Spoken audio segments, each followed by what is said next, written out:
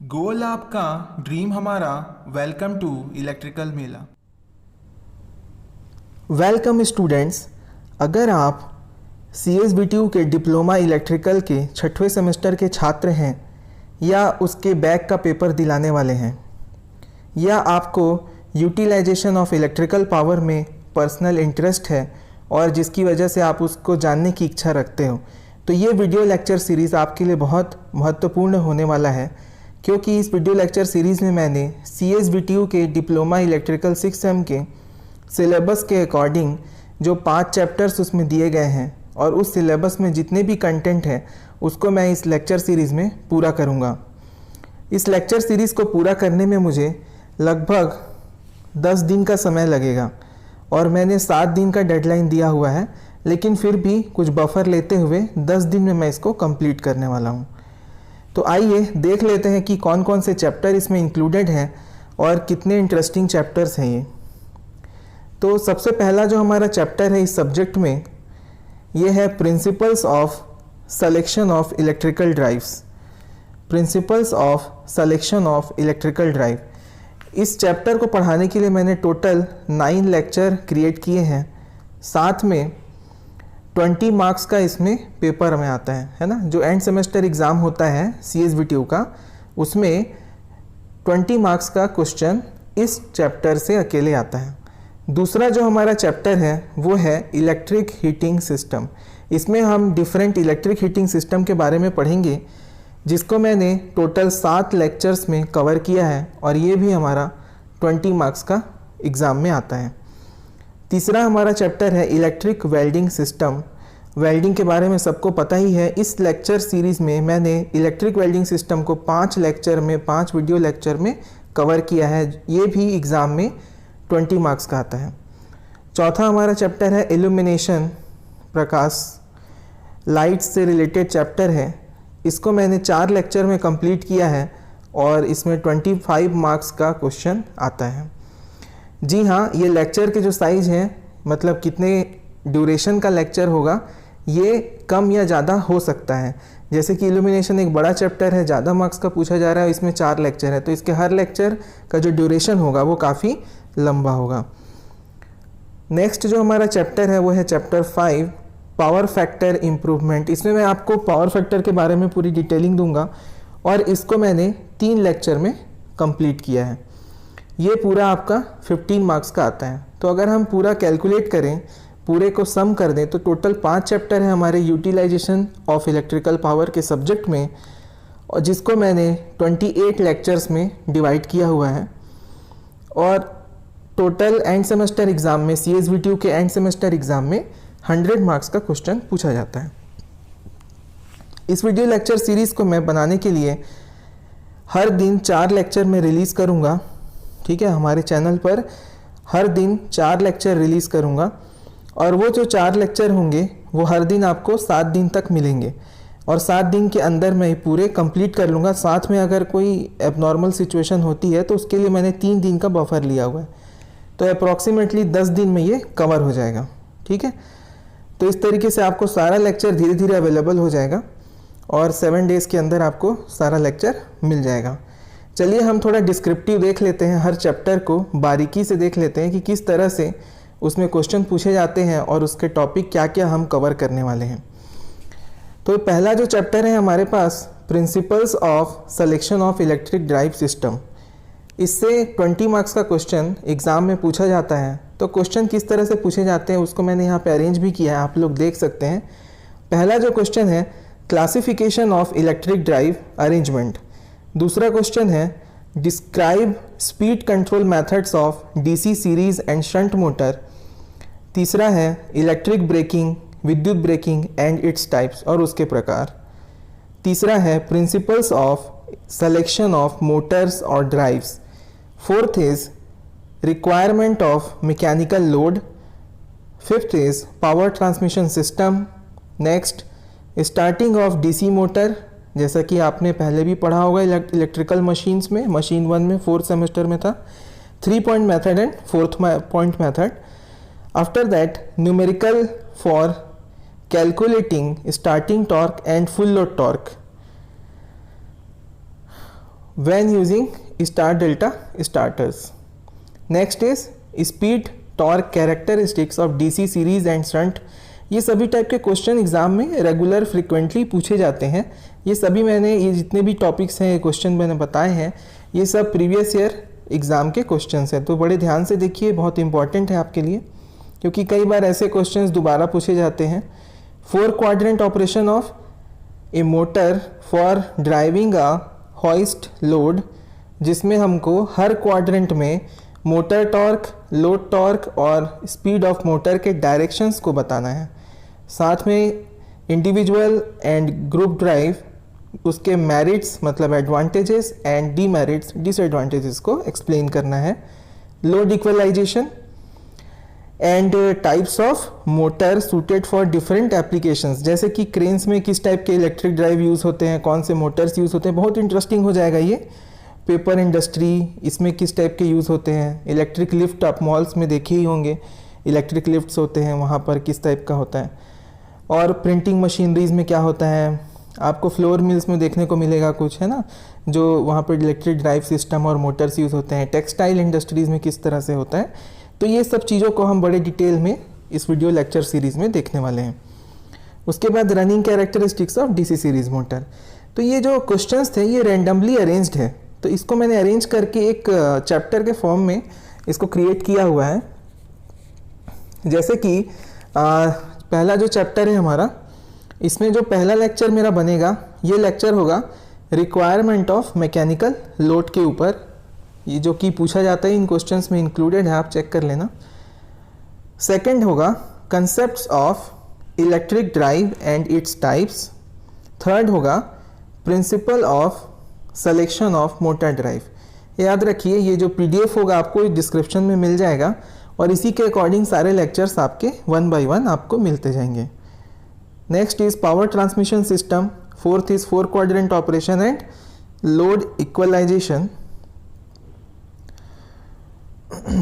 Sixth is characteristics of electric motors, DC series and DC shunt motors.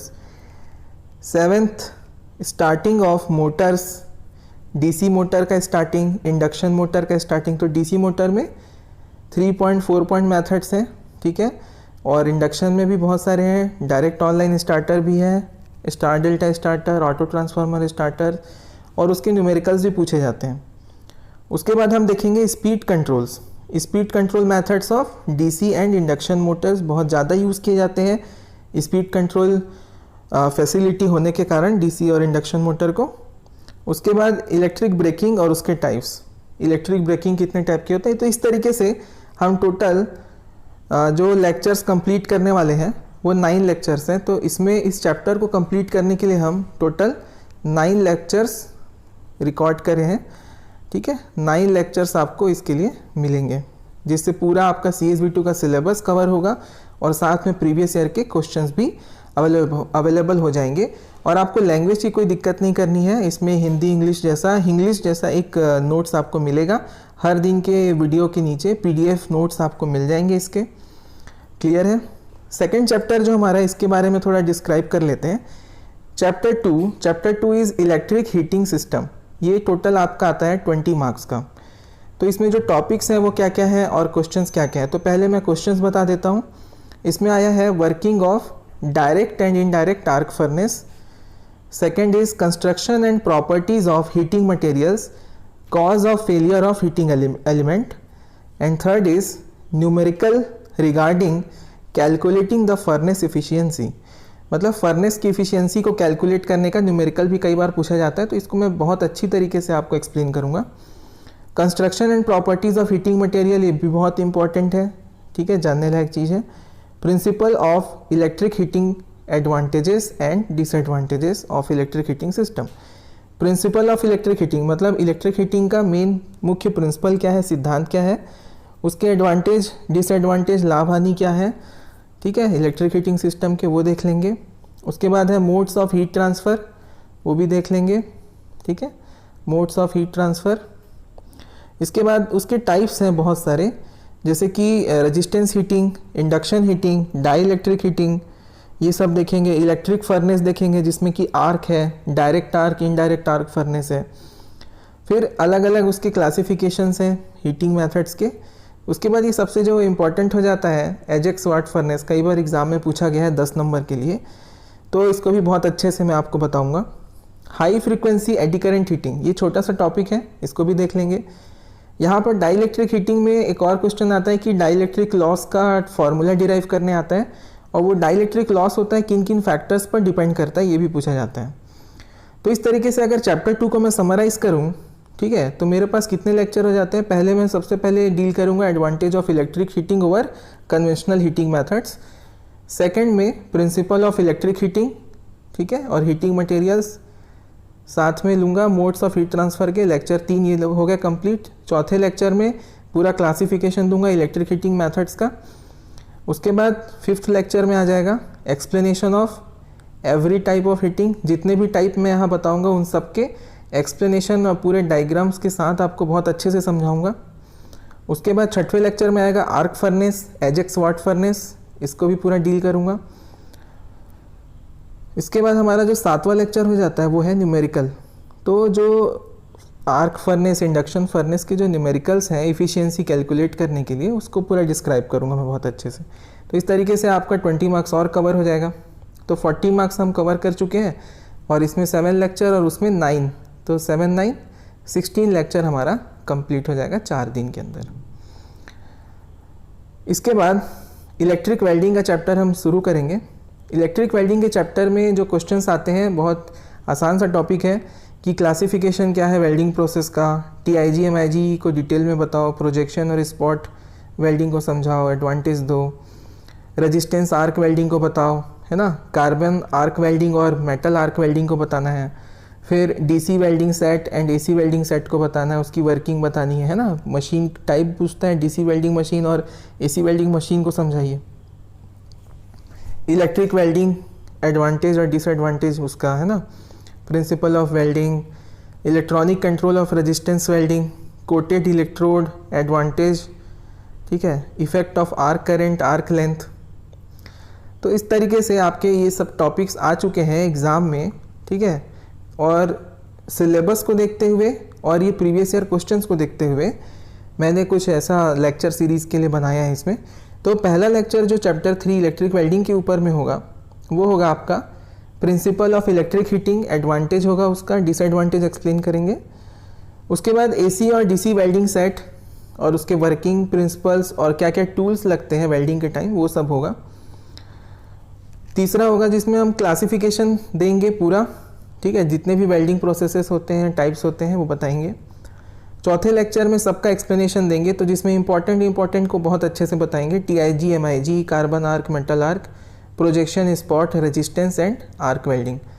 इस तरीके से ये हमारा आखिरी जो इसमें लेक्चर होगा वो होगा electronic control of resistance welding.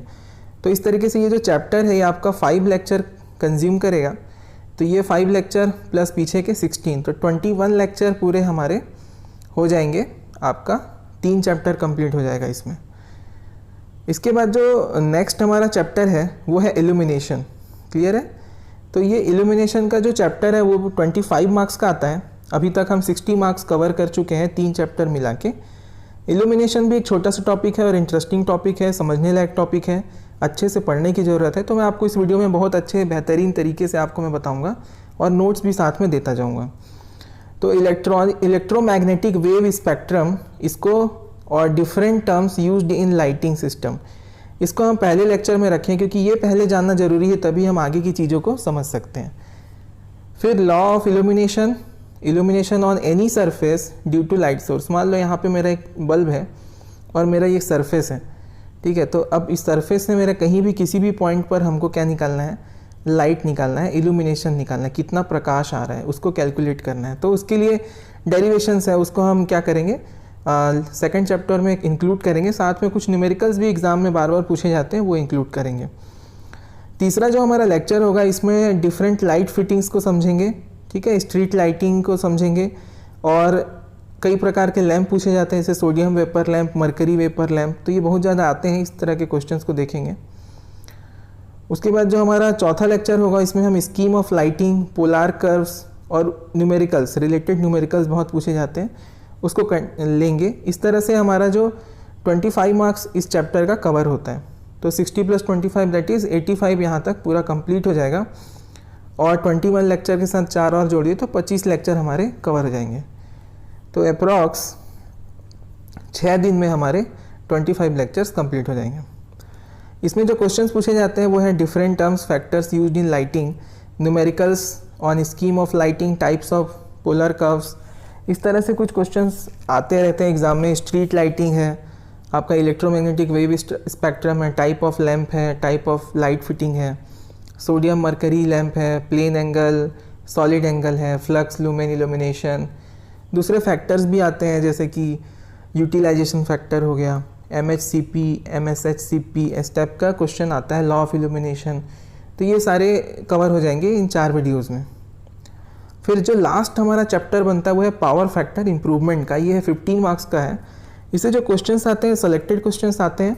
पहले में हमने क्या किया, cause of low power factor क्यों होता है, लो पावर फैक्टर हो गया तो उसके हार्मफुल इफेक्ट क्या होंगे, ठीक है, डिसएडवांटेज क्या होगा लो पावर फैक्टर का। फिर उसको इम्प्रूवमेंट की टेक्निक्स हैं। तो सबसे पहले मैंने क्या किया है, पहले लेक्चर में इस चैप्टर के कंसेप्ट को बताया, पावर फैक्टर होता क्या है समझ में आएगा, तभी तो हम उसके लो पावर फैक्टर के इफेक्ट को जान पाएंगे। तो मैंने क्या किया, कंसेप्ट ऑफ पावर फैक्टर इसको इंक्लूड किया और cause of low power factor और effect of low power factor, इस तरीके से एक लेक्चर इसका क्रिएट करूँगा। इसके बाद जो दूसरा लेक्चर होगा उसमें मैं methods of improving power factor के बारे में बताऊंगा कि क्या क्या मेथड्स हैं जिनसे हम क्या कर सकते हैं, इम्प्रूव कर सकते हैं। जैसे कि सिंक्रोनस कंडेंसर का यूज़ करना भी एक इम्प्रूविंग मेथड है जो कि पावर फैक्टर को इम्प्रूव करता है। डायरेक्ट इससे क्वेश्चन आ गया था। तो हम क्या डिटेल में देखेंगे कि क्या क्या मेथड्स हैं और कैसे कैसे इम्प्रूव किया जा सकता है, और ये भी देखेंगे कि किस टाइप के क्वेश्चंस को कैसे लिखा जाता है, ठीक है। थर्ड जो है economy of power factor derivation of most, ठीक है, ये भी देखेंगे हम लोग क्योंकि ऐसा क्वेश्चन आया है, मोस्ट इकोनॉमिकल पावर फैक्टर, ठीक है, when kilowatt demand is constant. तो इकोनॉमी देखेंगे पावर फैक्टर की, उसमें भी डेरिवेशन कर लेंगे। तो ये तीसरा lecture economy of power factor के ऊपर डिपेंडेंट रहेगा। तो इस तरीके से हमारा जो बाकी जो बचा हुआ लेक्चर, जैसे इसमें क्या है 3 लेक्चर और कंटिन्यू किए हमने, तो 25 + 3 दैट इज़ 28 लेक्चर में हम ये पूरा कंप्लीट कर लेंगे। 28 लेक्चर्स हमको लगेंगे 5 चैप्टर कंप्लीट करने के लिए, ठीक है। और इसमें टोटल 100 मार्क्स हमारा कवरेज होगा। अभी ये वीडियो ख़त्म नहीं हुआ है, इसको और मैं बताऊंगा आपको अभी किस तरीके से हमारा लेक्चर प्लान होगा। तो जब भी मैं आपको लेक्चर दूंगा तो मैं ये एक्सपेक्ट करूंगा कि आप उससे नोट्स बनाएं, उसको एक ट्यूटोरियल जैसा ट्रीट करें, उसको पॉज करके नोट्स बनाते हुए आप वीडियोस को देखें।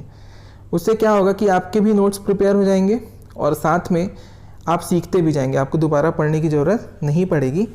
तो आप क्या करेंगे कि ट्यूटोरियल जैसा इसको ट्रीट करेंगे, जो भी मेरा लेक्चर होगा एज ए ट्यूटोरियल यूज़ करेंगे उसको।